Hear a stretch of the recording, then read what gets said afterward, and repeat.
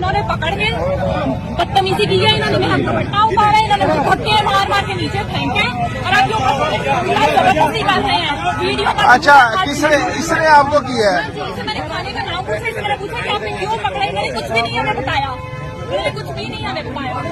अच्छा, वजह क्या थी? क्या कुछ भी नहीं बताया, कोई जुर्म किया हुआ है तुमने? नहीं, कुछ भी नहीं बताया। वो अंदर बैठे हुए हैं, ये ऊपर से हंस रहे हैं। और ये गाड़ी भी लोकल है, गाड़ी भी लोकल है, ऊपर से हंस रहे हैं। आपके घर ये घर तक मैं आए एक हैं? एडवोकेट हूँ। हाँ जी, मैं एडवोकेट हूँ और इन्होंने जान के किधर आए, किधर है घर? किधर आपका घर? किधर आपका?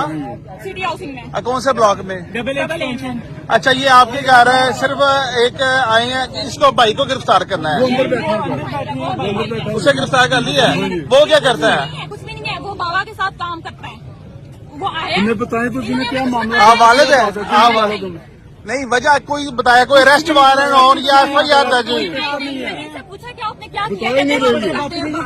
चलो यार, तुसी तो जाओ सारे, ਤੁਹਾਡਾ ਕੋਈ ਮਕਸਦ ਹੈ ਇਧਰੋਂ ਮੈਂ ਕਰਨਾ